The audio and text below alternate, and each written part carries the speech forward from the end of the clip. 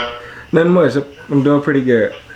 What's going on? I wanted to get this started with you pretty much just giving me as much information as you could for a beginner keeper for blood pythons, because I've only been keeping them for about a month, but I've been watching you for a very long time. My first video that I saw of yours was your clutch for the 007s and the magpie batik. Yeah. So I've only been keeping them for about a month, but they are my dream snake, and I do want to know as much as I can. Okay. What do you want to know exactly about them? So I've got 10 questions that I typed out for you. I feel like we could stretch this out for a bit. The first thing that I got for you is, what is the age and health status of the blood pythons that you would normally look for before selling them? You mean as a baby? Yes.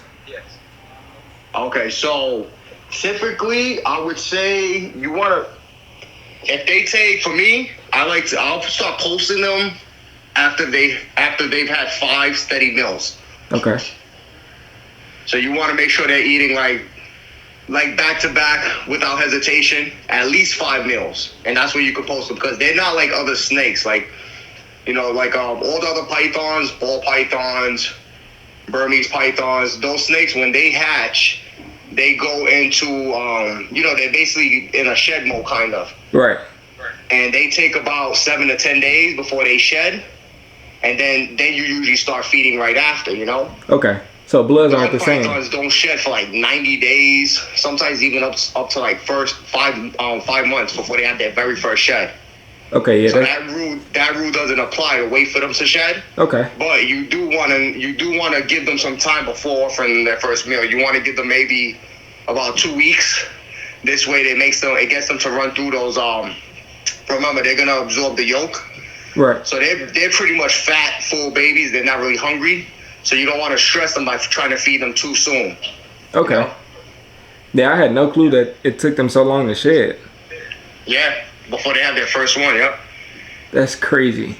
Yeah. Okay. Bloods and short tails, they're the only python species I know that does that. Wow. Okay. So the next one I got is, can you provide some information on the specific lineage and genetics of the blood pythons that you breed? So you got golden eyes, you got 007s, magpies, and you've even posted the Phantom today, which I know that's a custom of yours, right? Yeah, that's from the Druid gene.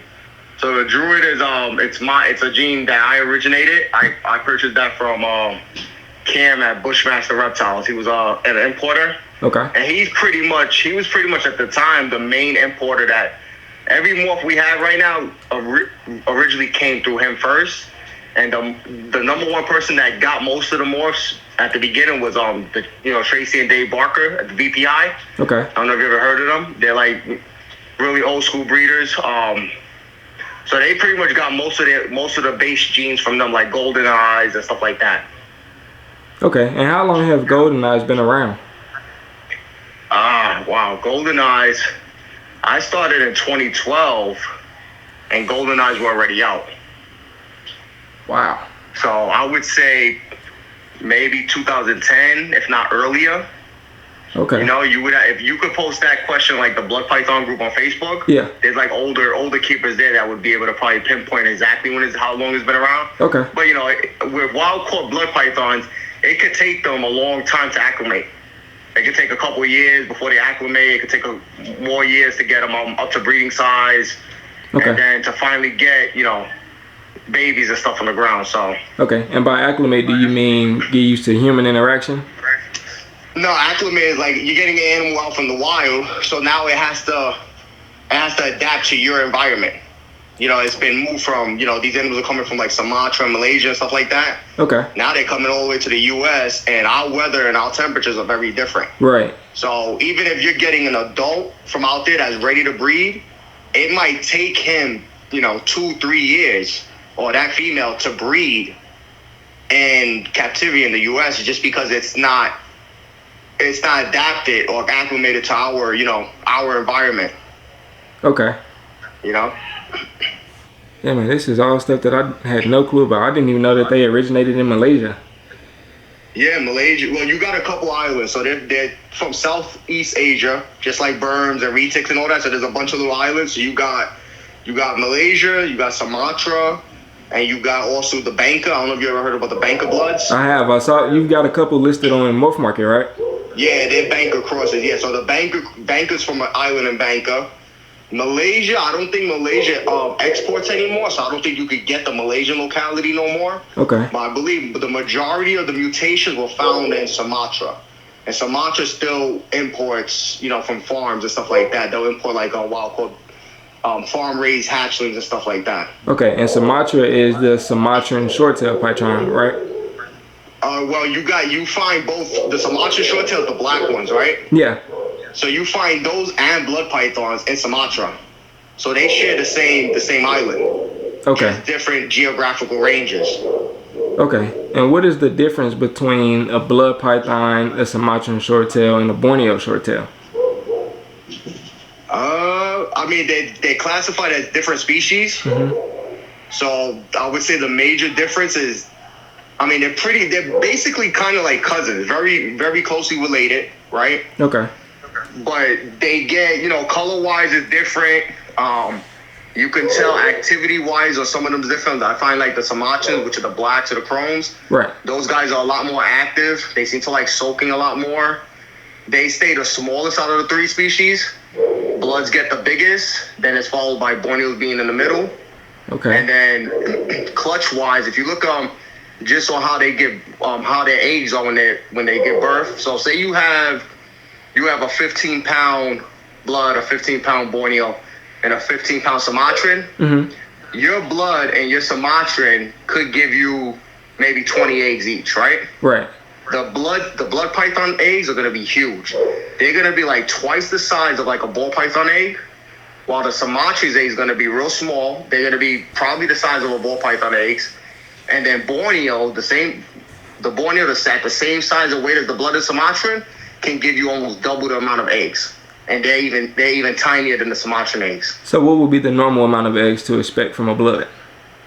At around 15 pounds, you're looking at about 20 eggs or just under. So they could produce, I would say between 15 and 20. Now, if you got a really big blood python, something that's a female that's 20 to 25 pounds, something like that, mm-hmm. she could give you up to like 28 eggs, almost 30 eggs. Okay, so if the other ones are producing double that amount, they could produce up to 40 to 60 eggs?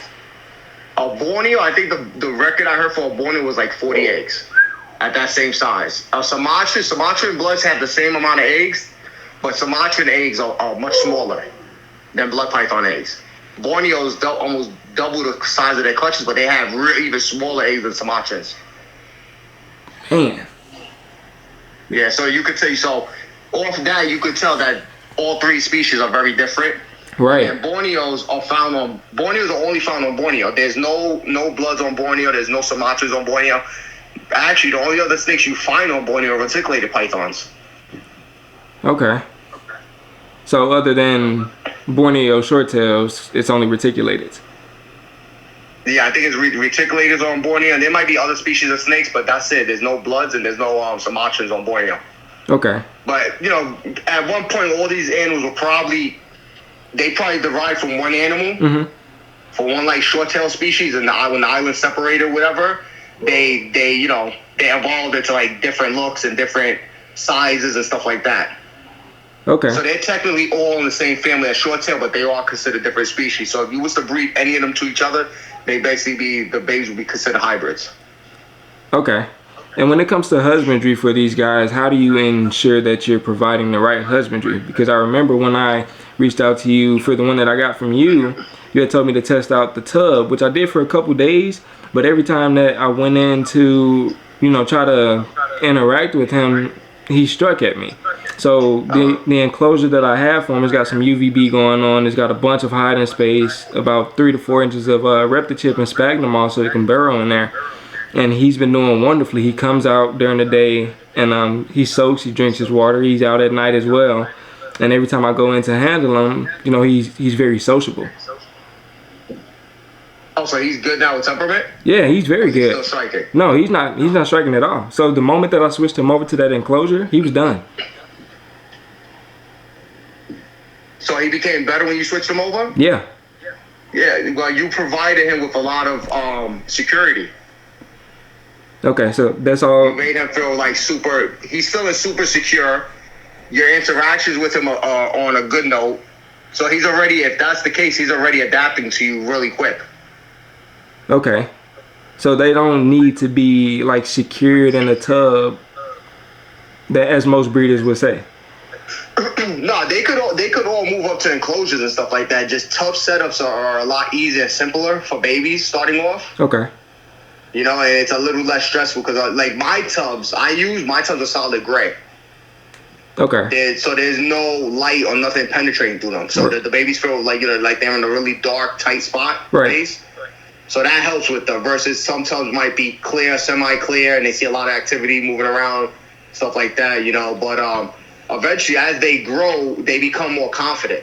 Every time you interact with the snake, like even if it's just for like a couple seconds when you're moving to clean and then you're putting it back, as long as you're never letting the snake get to the point where it's starting to feel stressful where it needs to bite, as it's growing, they automatically, it's something that kicks in them. They start to become more confident, and they start to realize you're not a threat no more.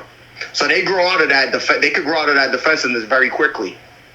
Okay. You know? Yeah, and I haven't had him for anything but 2 weeks, and he's already grown out of that. So I definitely see what you're talking about. It can happen real quick. It could take a couple months for some. It could take a couple weeks. And at this point, we have some animals that right out the egg, they're good temperaments. You know, like you'll never be bitten because they're being so what do you call it? Captive bred to the point where, you know, we're breeding parents that have good temperaments to each other, and that's kind of passing through with some of the babies. Okay. So for the average keeper, well, not for the average keeper, but for the beginner keeper that is getting into blood pythons, what tips would you give to them so they could become accustomed to handling a snake like that? Because they do get a bad rap for being spicy, aggressive, and, you know, there is a rumor going around that they have enough bite force to crush bones. No, that's a lie. That's a lie. They can't do nothing like that. Okay. Where did that come? Their bite isn't going to be any worse than like a ball python biting you. Okay, so where did that come from? Like I said, people just making up stuff.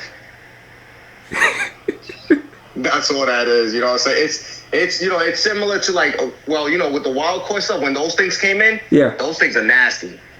Okay. There's no other way to name them, right? I'm talking, you're getting lit up by both ends of the snake. You know, and then it's a powerful, you know, they're a short, stocky snake that's real powerful, real heavy. So it's real hard to even hold them in your hand when you have a wild caught animal. It'll really try to fly out your hand and stuff. So there was like, you know, that was kind of the misconception where that people were getting, you know, back in the day, it was just wild caughts coming in. They were super nasty, super hard to deal with. Then people were getting them in, and they're putting them in these big, you know, open space cages that have glass that the snakes can see you through. You know, so they're constantly banging their faces into the glass every time you walk by because they're stressed. They were catching a lot of issues like respiratory infections because people were adding too much humidity without enough air circulation. Okay. So, you know, it was basically like a learning curve, you know, to figure them out. Right, to figure out how to properly care for them. You know, you have ball pythons, which are a lot easier, simpler, better temperaments. I mean, those things kind of ball up when they're nervous. Blood pythons are more like, as a baby, they're more like they're gonna hold their ground. Okay. You know, they don't do the ball up. They're gonna widen their body, suck in some air, look bigger than they are, hold their ground. They're gonna strike. They're gonna act crazy because, you know, they're scared of you. Right. So, you know, it's basically a regurgitation. You got some owners that got into them and they had bad experience with them because they didn't know how to care for the animals. Yeah. And that's all that is. It's similar to like what you could compare them to is you could compare them to like maybe like pit bulls. Okay. You know what I'm saying? Like pit bulls are like really wonderful dogs. Right. Anyone that's owned them, they're great with families, great with children, you know, but you have to understand the breed. Yeah. Right? You know, you socialize them, you know, once you understand them, you know they're absolutely wonderful. But in the wrong hands, they could be terrible. Right. Which so brings that's pretty much the same rep. When you think of blood pythons, they kind of get the same bad rep like pit bulls would in the dog world. Right. Yeah, they get that bad rep for being aggressive until, you know, you realize that they're very good house pets. It's not aggressive, it's defensive. You know, it's these things, you're pulling these big animals out the wild. what you expect. They're not used to people, not used to any of that. Then you're stressing them in setups that back then people were trying to figure out how to keep them properly. Right. So a lot of people were keeping them too hot because there's a saying, a lot of people see it as, oh, if it's a species of python, they're all the same. Right. So ball pythons like to be in the low 90s for hot spot. You know what? We could do the same thing with blooded shorttails. Blooded shorttails hate that shit. It's like it's like if we were to be 24/7 all year round and 110 degrees without any way to get away from it. We'd kind of be pissy ourselves. Yeah, we'd be pissed off. Yeah, we'd be pissed. You'd be angry, So that's the same thing. These guys they stay underground more than ball pythons. Right. People don't realize that. These will actually bury themselves. That tells you how much they want to be. They don't want to be out in the heat all the time. They want to be, they want to feel cool. They want to be as close or as far under the ground as they can so they can stay nice and cool. Although where they're from it is really hot and humid. Right. So they like a coolness. They like the low 80s, even the upper 70s. Okay, so that's the next question I was about to ask you. So for the temp that I've been keeping, the one that I got from you at his the hot side is set at 84 degrees and the cool side is 77. Would you say that's a good temp to keep them at? That's good. Okay. Yep. Okay, cool. I didn't. Yeah, you'll be able to notice, like if your temps were too hot, and you would see him stay away from the hot spot. Okay. Yeah, he's always on a hot spot, so. Yeah, so it's 85 for like a hot spot's a good area. Okay. Because as it trickles down towards the middle, you're gonna start to get to like 81, and then you got all the way to really cool side is like your 77. Okay. Yeah, I didn't know what temps that I was supposed to be keeping him at first, as far as like the ambient temp, but the fact that he was out and about, doing his thing, and they kind of let me know that I was doing something right in that area. Nah, yeah, and he's doing good. He's not being like if it was an animal that's like overheated, like I said before, this thing would be striking at you every time you open that enclosure. Right. Yeah, they're very vocal. Yeah, like so Bloods will let you know when there's something wrong. You're doing something wrong. Yep. Other snakes won't. Like a ball python, like you did that with something goes wrong with a ball python, it's gonna crawl in a corner and it's just gonna wait to die. Blood is kind of going to get real. It's going to go from being a real chill, nice snake to a real pissed off snake. Right. Like the day I got him and I was unboxing him, he was agitated because I was in his space in a new area and he tagged me. But that's what I was expecting, from a new snake like that. Yeah, the whole shipping process is stressful too on them. Right. Just going throughout that, you don't know how these people are handling the packages. They could just be tumbling them throughout shipping. All that movement, the vibration from being in a truck, on a plane, or whatever. It's stressful on any type of species of snake. Right. But like I said, bloods are just more vocal than a lot of other species. Which is good because that gives us something to learn more about our animals. Exactly. It gives them a little more character than all these other ones too. Yeah, it does. That's another reason why they're my favorite, because I had ball pythons. I kept ball pythons before, but there was really no personality in those snakes. And like I said, you were the first person that I saw with a blood, and I'm like, wait a minute, I didn't even know these things existed. And had I known they existed, there never would have been any ball pythons. Yeah. And the size rodent that you told me to feed him was a subadult mouse, and eventually he'll go up in size to like a rat pup or something like that. But as far as is he eating the mice? Well, you got him for 2 weeks. Has he eaten for you already? Yeah, he ate once the week I got him, and I'm in Dallas right now, so I couldn't feed him yesterday. But I'll get back tomorrow, and I'm gonna give him a smaller meal to hold him over until Friday again when I feed him. I don't want to give him the same size rodent if I'm gonna feed him 5 days later. I just want to give him something small to hold him over. Oh yeah, a little smaller, yeah. Yeah. Well, yeah, I would say after you get 5 meals into him, steady, he's eating good. Try to switch him over to wrap ups. Okay, 5 meals? Yeah. Okay. Five mice. After that, switch them over to rat pups as soon as you can. Because remember, as he grows, so can the size of the rat. Right. Mice ain't gonna fill that, and you don't want him to be too addicted to mice. Okay. Okay, cool. And as far as the variety of what they can eat, would you say that they can eat stuff other than mice and rats as they grow? There's some people that'll feed them like quail or chicken. But okay. I find that you can also feed them stuff like guinea pigs. When if it's a really big blood, or you get like a really small maybe baby guinea pig, something like that. Mm-hmm. But it's really not necessary. Okay. There was a study they showed. There's a file in the group probably somewhere that they did a study. I think like 90-something% of their diet was almost exclusively rats. Okay, so they really don't need to be fed anything other than rats. Yeah, basically they don't really need nothing. And I think the other percentages which was real small, was like birds or something. But that's it was like rare. Okay, so like a treat, pretty much. Pretty much, but birds. I find birds and poultry, stuff like that, is kind of that their shits are nasty. It smells worse. Yeah. Okay. And since these are pets, would you recommend like people take them to the vet for health checkups and vaccinations and stuff like that? No. So no vet checkups? No.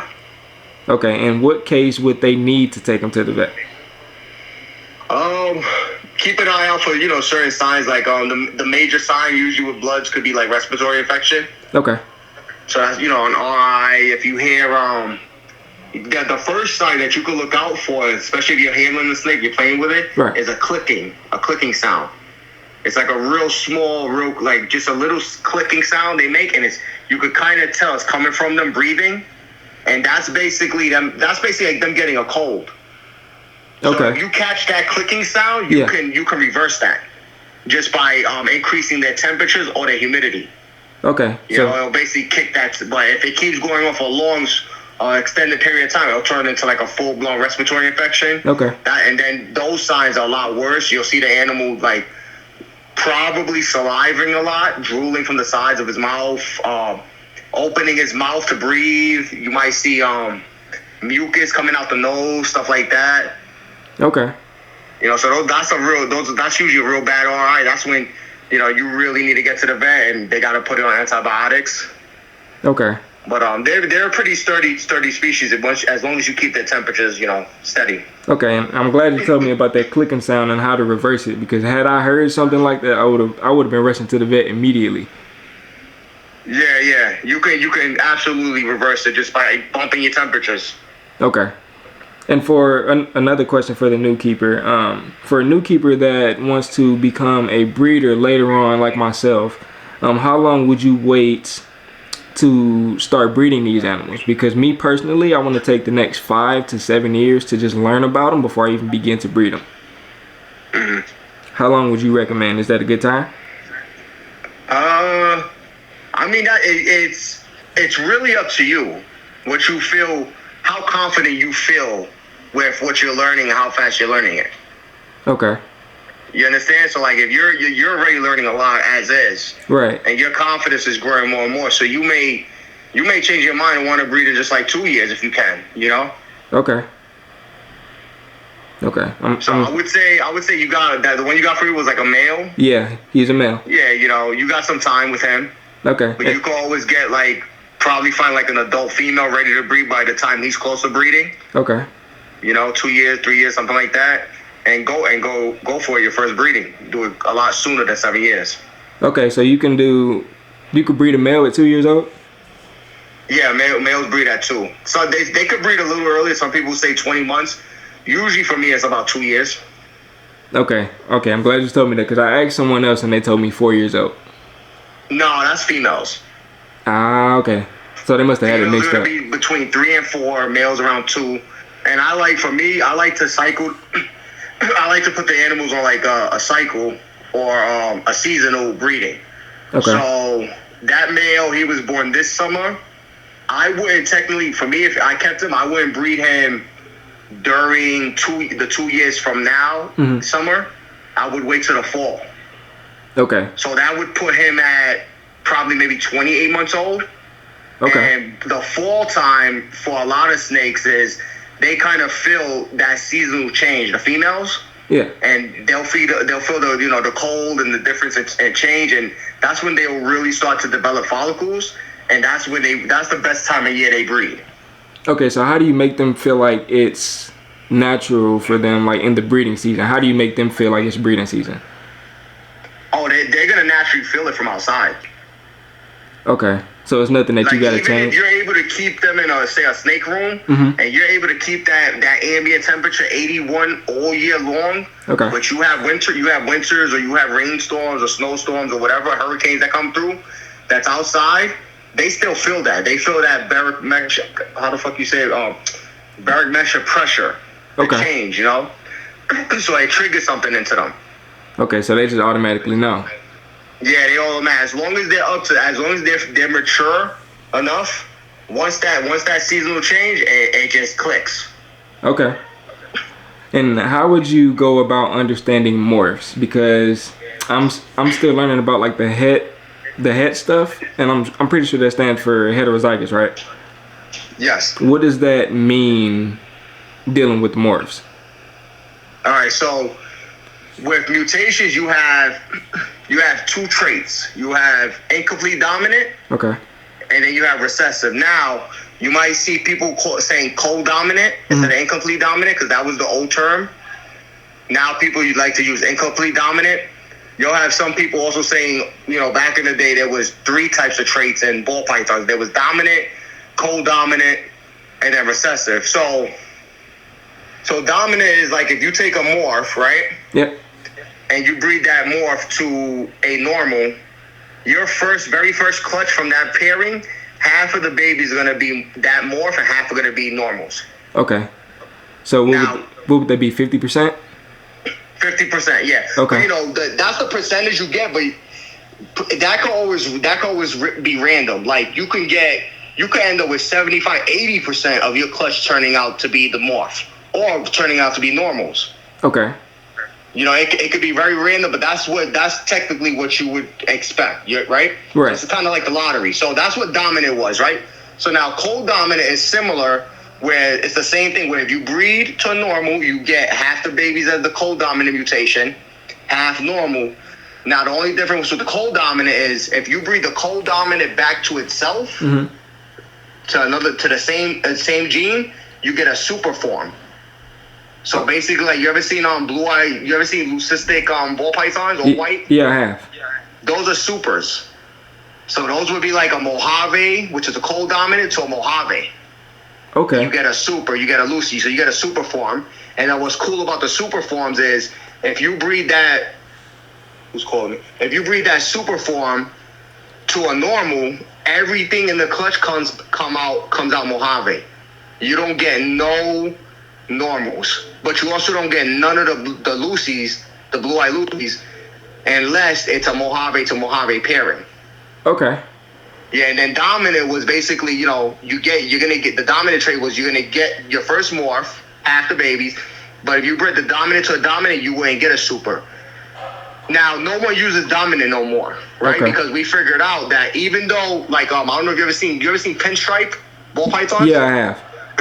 All right, so people didn't realize that when they were breeding their pinstripes to pinstripes, they were producing supers, but the supers weren't out of this world. They weren't like a Lucy. They weren't crazy. They still look like pinstripes. So people thought, you know, it was still considered dominant, but it turned out that they were producing super forms. They just weren't visually crazy looking. Like a blue-eye Lucy. Look like the dominant. So now we know that there's no such thing as dominant. Basically, everything out there is going to be now co-dominant, where everything has a super form. And now you got also recessive. So recessive is like the albino genes, the pi genes. In order to get these animals, say you take an albino, you breed an albino to a normal, all the babies are going to come out normal, but they're going to be heterozygous for the albino gene. Okay. So in order to get the albino gene, you have to either breed the babies back to each other, or you have to breed them back to the albino parent to produce your own albinos. And that would be considered what, line breeding, right? That's considered line breeding, but that's recessive. So that's the only way you're actually producing recessive mutations. Okay. And when it comes to understanding like the male I got from you, he's a golden eye, 50% had T plus albino. Does T plus mean as an adult he's going to be a lighter snake, and does T negative mean they're going to be a darker snake as an adult? No, the T plus albino is a lesser form of the T neg albino. So the T neg albino is the true albino. It's basically the albino you see in any reptiles where it's yellow, white with red eyes. Okay. The T plus is the caramel albino gene. So I don't know if you ever seen caramel albino ball pythons. No. They're kind of like a purplish. Oh, you ever seen lavender albinos? Yeah, I have. those are T plus albinos. Okay. Yeah, so you see, that's what T plus is and T neg versus T neg albino. Okay. So T plus is caramel albino, T neg is true albino. So that male you got, he's 50% possible het for T plus albino. Okay, but there is also a chance that he could be T neg. He's not het for nothing. Oh, okay. Okay. That's what 50% means. There's a 50-50 chance that he is or he isn't. So you would have to breed him. You'd have to actually breed him to either a visual T plus albino or something that's 100% het T plus albino to see if he proves out.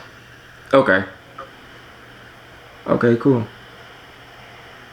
And then he's golden eye, so that mutation is that's the incomplete dominant, or what used to be called co-dominant mutation, where the golden eye has a super form. So you do golden eye to golden eye, you get magpies.